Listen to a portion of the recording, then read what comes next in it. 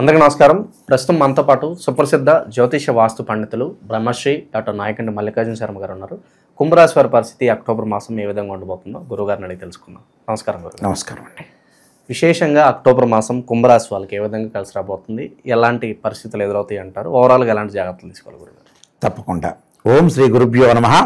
ఓం శ్రీ మహాగణాధిపతియే నమః. ప్రేక్షకులందరికీ కూడా విజయదశమి దీపావళి శుభాకాంక్షలు. అక్టోబర్ మాసంలో కుంభరాశి వాళ్ళకి ఏ విధంగా ఉన్నాయో ఒకసారి తెలుసుకుందాం. తెలుసుకునే ముందు గ్రహ సంచారము, గ్రహ గమన గతులు ఏ విధంగా ఉన్నాయో తెలుసుకుందాం. ముఖ్యంగా గురువు మిథున రాశిలో అక్టోబర్ 18 వరకు ఉండటం, తర్వాత కర్కాటక రాశిలోకి వెళ్ళిపోవటం, శని అక్టోబర్ 3 నుంచి మీనరాశిలో వక్రస్థితిలో ఉండటం, రాహు కుంభరాశిలోను, కేతువు సింహరాశిలో సంచారం చేయటం జరుగుతుంది. శుక్రుడు సింహ కన్యారాశుల్లో సంచారం చేయటం, అలానే రవి కన్యా తులారాశిల్లోను, కుజుడు బుధుడు తులా వృశ్చిక రాశిలో సంచారం చేస్తారు. ఇవన్నీ కూడా గోచారీత్యా చెప్పబడే ఫలితాలు, జన్మజాతకాన్ని అనుసరించి కావు. This is the transit system అంటారు. అయితే కుంభరాశి వాళ్ళకి ఏ విధంగా ఉండబోతుందో మనం చూసుకునేటట్టయితే, ముఖ్యంగా కుంభరాశి వాళ్ళకి కొన్ని గ్రహాలు అనుకూలంగాను, కొన్ని గ్రహాలు ప్రతికూలంగాను ఉన్నాయి. కుంభరాశి వాళ్ళకి శుక్రగ్రహం యొక్క అనుకూలత అనేది బాగా ఎక్కువ ఉంది. శుక్రగ్రహం అనుకూలత అనేది ఎక్కువగా ఉందంటే కొంత మిశ్రమంగా ఉందని కూడా చెప్పచ్చు. నిజం చెప్పాలంటే, అంటే శుక్రుడు 1, 2, 4, 5, 8, 9, 11 స్థానాలను సుఫలితాన్ని ఇస్తాడు. వీళ్ళకి వచ్చేటప్పటికల్లా ఎక్కడున్నారంటే 7, 8 స్థానాల్లోకి మారతాడు. అంటే సింహరాశిలో, కన్యారాశిలో. అంటే అక్టోబర్ 18 వరకు కూడా గురువు పంచమ స్థానంలో ఉండటం వల్ల అనుకూలమైన ఫలితాలు అంటే ఫైనాన్షియల్ పరంగా డెవలప్మెంట్ జరిగే అవకాశాలు ఎక్కువ ఉంటాయి. ఫైనాన్షియల్ పరంగా డెవలప్మెంట్ ఉంది, అనుకున్న ప్రయత్నాలన్నీ కూడా సఫలీకృతం అవుతాయి. కాబట్టి గురు శుక్రుల యొక్క కలయిక వల్ల ఒక రకంగా వాళ్ళని చూస్తే ఫైనాన్షియల్ పరంగా కానీ, వృత్తి ఉద్యోగ రంగాల్లో కానీ విశేషమైన కృషి చేస్తే ఫలితాలు వచ్చే అవకాశాలు ఎక్కువ ఉంటాయి. శ్రమకు తగ్గ ఫలితం వస్తుంది, ఒక రికగ్నైజర్ వచ్చే అవకాశాలు ఎక్కువ ఉన్నాయి. కాబట్టి రికగ్నైజర్ వచ్చే అవకాశం ఉంటుంది. కాబట్టి అనుకున్నవన్నీ కూడా వాళ్ళు ఫుల్ఫిల్ చేసే అవకాశాలు ఎక్కువ ఉంటాయి. ప్రతి పనిలో కూడా కొంత విజయం సాధించడమే కాకుండా అనుకున్నవన్నీ కూడా సాధించి ముందుకు వెళ్ళే అవకాశాలు ఎక్కువగా ఉంటాయి. గురువు ఎలా ఉన్నాడు? గురువు 18వ తారీఖు నుంచి బాగుంటాడు. అంటే 18వ తారీఖు నుంచి ఎలా ఉంటాడు, 18 ముందు ఎలా ఉంటాడంటే 18వ తారీఖు వరకు బాగుంటాడు, 18వ తారీఖు తర్వాత బాగుంటాడు. ఈ కుంభరాశి వాళ్ళకి ఏంటంటే చతుర్థాధిపతి అయిన శుక్రుడు సప్తమ అష్టమాల్లోను, అష్టమంలోకి ఇప్పుడు వస్తా అంటే అక్టోబర్ 10వ తారీఖు తర్వాత వస్తాడు. అంటే మిగతా 20 రోజులు శుక్రగ్రహం అనుకూలంగా ఉంది. ఆ శుక్రగ్రహం వల్ల ఎలాంటి ప్రయోజనాలు, ఎలాంటి కారకత్వాలు అంటే సుఖాన్ని, భోగాన్ని, సౌఖ్యాన్ని, లగ్జరీగా ఇచ్చేవాడు శుక్రుడు. శుక్రుడు వాహనాన్ని కొనుగోలు చేయటం, శుభ కార్యక్రమాల నిర్వహణ, శుభ కార్యక్రమాల్లో పాల్గొనే అవకాశాలు, రకరకాల అన్నప్రాసన, బారసాల, గృహప్రవేశము, ఉపనయన సంస్కారాలు, వివాహానికి సంబంధించిన విషయాల్లో కానీ వాటిల్లో పాల్గొనే అవకాశాలు, వాళ్ళ ఇళ్లల్లో గృహంలో వివాహాలు జరిపించుకోవటాలు, వాళ్ళ పిల్లల యొక్క పెళ్లిళ్ళు జరిపించుకునే అవకాశాలు ఎక్కువగా ఉంటాయి. అంటే ప్రేమించుకున్న యువకులకు కూడా వివాహం జరిగే అవకాశాలు ఎక్కువగా ఉన్నాయి. అంటే పెద్దలు ఒప్పించి వివాహం చేసుకునే అవకాశాలు ఎక్కువ ఉన్నాయి. కాబట్టి టోటల్గా శుక్రగ్రహం అనేది 20 రోజుల పాటు అనుకూలంగా ఉంటుందని టోటల్గా చెప్పచ్చు. కాబట్టి వాళ్ళు దేనిలో అయినా కూడా ముందుకు వెళ్ళొచ్చు. సంతానం లేని వారికి కూడా సంతానం కలిగే అవకాశాలు బాగా ఎక్కువ ఉంటాయి. కాబట్టి ఇవన్నీ కూడా వాళ్ళకి మంచి జరిగే అవకాశాలు బాగున్నాయని చెప్పుకోవచ్చు.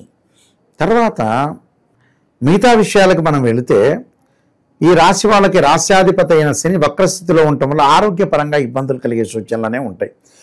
ఎందుకంటే రాహు ప్రభావం, శని ప్రభావం వల్ల దీర్ఘకాలిక వ్యాధులు ఉన్నవాళ్ళు కొద్దిగా అప్రమత్తంగా ఉండాలి. వాళ్ళు ఏదైతే పనులు చేస్తారో ఆ పనుల్లో కూడా కొంత నిమగ్నమయ్యి మానసికంగా ఆందోళన పడకుండా ప్రతి దానిలో కూడా విజయం సాధించాలంటే ఏంటంటే ఆరోగ్యం మహాభాగ్యం. హెల్త్ ఈజ్ వెల్త్ అన్నారు, హెల్త్ ఈజ్ గ్రేట్ లక్ అన్నారు. ఆరోగ్యపరంగా ముందుకెళ్ళటం చాలా ఇంపార్టెంట్. గురువు గారు నెగిటివ్ చెప్పినా, నేను పాజిటివ్ చెప్పినా వాళ్ళు రిసీవ్ తీసుకోవటంలో ఉంటుంది ఎప్పుడైనా సరే. ఉన్నది ఉన్నట్టుగా ఫ్రాంక్గా చెప్పే మనిషిని, ఎందుకంటే ఫ్రీ అండ్ ఫ్రాంక్ అన్నారు యాక్చువల్గా ఇది. ఎందుకంటే ఉన్న నిజాన్ని చెప్తే దానికి నిరూపణ కూడా ఒకటి ఉంటుంది. యాక్చువల్గా శని ఇలా ఉన్నాడు కాబట్టి ఇలా ఉంది, గోచారీత్యా అలా చెప్పబడింది శాస్త్రం. చెప్పబడిన తర్వాత మనం 100% అలానే చెప్పాలి. కాబట్టి బాగలేదు కాబట్టి కొంత జాగ్రత్తగా ఉండాలి. పనులలో ఆలస్యం జరగటం ఒకటి, చికాకులు, కోపం పెరగటం ఒకటి, అలానే ఆరోగ్యపరంగా ఇబ్బందులు ఇలాంటివన్నీ రాకుండా కాపాడుకోండి. సేవ్ చేసుకోండి. మీరు సేవ్ చేసుకోవడానికి చివరిలో కొన్ని రెమెడీస్ అనేవి చెప్తాం. అయితే మిగతా గ్రహాలను మనం చూసుకునేటట్టయితే బుధగ్రహ ప్రభావం, రవి యొక్క ప్రభావం. రవి కన్యా తులారాశిలోకి సంచారం చేస్తారు. కన్యా తులారాశిలో ఎలా ఉంటుందనంటే సంచారం చేయటంలో ఉద్యోగంలో చిన్న చిన్న చికాకులు లభించే అవకాశాలు ఎక్కువ ఉంటాయి. చిన్న చిన్న చికాకులు, గొడవలు, అనవసరంగా మాట్లాడటం, అపార్థాలు చేసుకోవటం, అనుమానాలు ఇలాంటివన్నీ ఉంటాయి. బుధుడి యొక్క ప్రభావంలో వ్యాపారం అనేది సజావుగా సాగుతుంది. వ్యాపార పరంగా కానీ బుద్ధిపరంగా కానీ ఒక ప్రణాళికాబద్ధంగా కానీ నిష్ణాతులను కలవటం, ప్రయాణాలు చేయటం, ప్రయాణాల వల్ల లాభం కలిగే అవకాశాలు, అలానే నూతన ప్రయత్నాలు, నూతన కార్యక్రమాలు కూడా అనుకూలంగా జరిగే అవకాశాలు ఎక్కువ ఉంటాయి. అంటే టోటల్గా బాగుంది కొంతవరకు. అలానే కేతు యొక్క ప్రభావాన్ని మనం చూసుకునేటట్టయితే భార్యాభర్తల మధ్య వివాదాలు రాకుండా, భూమి పంచాయతీలు, ఈ ఇళ్ల పంచాయతీ, ఇంటి పక్కన వాళ్ళు గొడవలు పెట్టుకోకుండా, పొలాలకి సంబంధించి రైతుల విషయంలో కొంత అటు ఇటు జరగటం, రైతులకు జరిగే సంఘటనలు అటు ఇటు పంచాయతీ జరగకుండా, భూమి వివాదాలు, అలానే హాస్పిటల్కి సంబంధించి డాక్టర్స్ వివాదాలు జరగటం, మెడికల్ ల్యాబొరేటరీస్లో వివాదాలు జరగకుండా ఇలాంటివన్నీ జరగకుండా చూసుకోవటం చాలా మంచిది. అలానే వైఫ్ అండ్ హస్బెండ్ రిలేషన్లో కూడా అంటే భార్యాభర్తలు ఫ్యామిలీ పరంగా కూడా ఇబ్బందులు జరగకుండా చూసుకోవడం చాలా మంచిది. ఇవి వాళ్ళు ఖచ్చితంగా పాటించాలి. కుజుడి యొక్క ప్రభావాన్ని మనం చూసుకునేటట్టయితే భూములు కొనుగోలు చేస్తారు, ఇల్లులు కొనుగోలు చేస్తారు, వివాదాల్లో పడతారు. అంటే కొనుగోలు చేయటం జరుగుతుంటుంది, క్రయ విక్రయాలు కూడా బాగానే ఉంటాయి, చేయాలని ముందుకు వెళ్తారు, ఏదో రకంగా డిస్ప్యూట్స్ జరుగుతుంటుంది. దానికి భయాందోళన చెందాల్సిన పనేలు. ఎలా పరిష్కారం చేసుకోవాలి, ఎలా సేవ్ చేసుకోవాలి, ఎలా మనం కన్సల్ట్ కావాలి పెద్దవాళ్ళని, ఎలా భగవంతుడి యొక్క ఆరాధన చేయాలి, ఎలాంటి రెమెడీస్ చేయాలి అనేది చేసుకొని ముందుకు వెళ్ళాలి. కేవలం ఇవి గోచారీత్యే. బర్త్ చార్ట్లో మారిపోవచ్చు. బర్త్ చార్ట్ అంటే డీ చార్ట్స్ అని 16 లగ్న కుండలు ఉంటాయి. రాశిచక్రం, భావచక్రం, నవాంశం ఇవన్నీ చాలా మందికి తెలియవు. ఇది మ్యాథమెటికల్గా డిగ్రీలో క్యాలిక్యులేషన్ చేయటం, రకరకాల వైదిక astrology, KP astrology, BV Ramaram ఇలా రకరకాల సిస్టమ్స్ ఉన్నాయి. ఆ సిస్టమ్స్ అందరికీ తెలియదు. చాలామంది ఆస్ట్రాలజీ అనుకుంటారు, ఏది 2 పాయింట్లు చెబితే సరిపోతుందని అనుకుంటారు. కానీ ఆస్ట్రాలజీలో లోతుగా అధ్యయనం చేస్తే చాలా డెప్త్గా ఉంటుంది. ఆ డెప్త్ అనేది చాలామందికి తెలియదు. అదొకటి ఏదో చూస్తారు, మాకు జరగలేదు కదా అని అనుకుంటారు. రాశిఫలం ఎప్పుడూ 20% సపోర్ట్, అంటే మనిషి నిలబడటానికి సపోర్ట్ చేయడానికి రాశిఫలం ఉపయోగపడుతుంది, యూజ్. అందువల్ల ఆ సపోర్ట్ కూడా ఒక టైంలో పనికొస్తుంది. ఇప్పుడు సెలైన్ పెట్టుకుంటారు ఆరోగ్యం, సెలైన్ సపోర్ట్కి. ఆ సపోర్ట్ తర్వాత బర్త్ చార్ట్ బాగుండాలంటారు. మిగతా మన శరీరంలో విటమిన్స్, తిండి వాటి మీద ముందుకు రావాలంటారు. అలాంటివన్నీ కూడా మనం చూసుకొని ముందుకు వెళ్తే లైఫ్ అనేది అనుకూలంగా ఉండే అవకాశాలు ఖచ్చితంగా ఉంటుంది. కాబట్టి దీనికి ప్రత్యేకంగా కొన్ని పరిహారాలు చేసుకొని ముందుకెళ్తే మంచి జరుగుతుంది.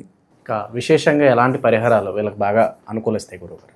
నువ్వులు దానం చేయటం, నల్లని వస్త్రము, నల్లని మేకు, నల్లని గొడుగు, నల్లని చెప్పులు దానం చేయాలి శనివారం రోజున. నల్లని ద్రాక్షారసంతో శనికి అభిషేకం చేయాలి శని హోరలో. అలానే అభిషేకం చేయటంతో పాటు వీళ్ళు ఏం చేయాలంటే ఇంటి దగ్గర శనివారం విష్ణు సహస్రనామ పాలన, వెంకటేశ్వర స్వామికి బియ్య పిండితోటి దీపారాధన చేయాలి. అంటే బియ్య పిండితో 2 ప్రమదలు చేసి దానిలో ఒత్తులు వేసి ఆవు నెయ్యితో దీపారాధన చేయటం వల్ల కూడా వీళ్ళకి మంచి జరిగే అవకాశాలు ఎక్కువ ఉంటాయి. అంటే ఇవన్నీ కూడా చేయాలి. అలానే సుబ్రహ్మణ్య స్వామి ఆరాధన, తత్పురుషాయ విద్యే మహాసేనాయ ధీమే తన్నో షణ్ముఖ ప్రచోదయాత అనే మంత్రాన్ని చక్కగా చదువుకోవాలి. ఇంటిలో ఏం పని చేస్తున్నాం, ఎలా చేస్తున్నాం, ఎందుకు చేస్తున్నాం, అసలు మనం చేసే తప్పా లేదా అనేది గమనిస్తూ చేయాలి. గమనించకుండా టోటల్లీ అట్టర్ ఫెయిల్ అవుతున్నాడు మనిషి. అట్టర్ ఫెయిల్ కావడానికి బుద్ధిబలం లేకపోవటం, జ్ఞానం లేకపోవటం, అవివేకంతో కొంతమంది ఏర్పడుతున్నారు.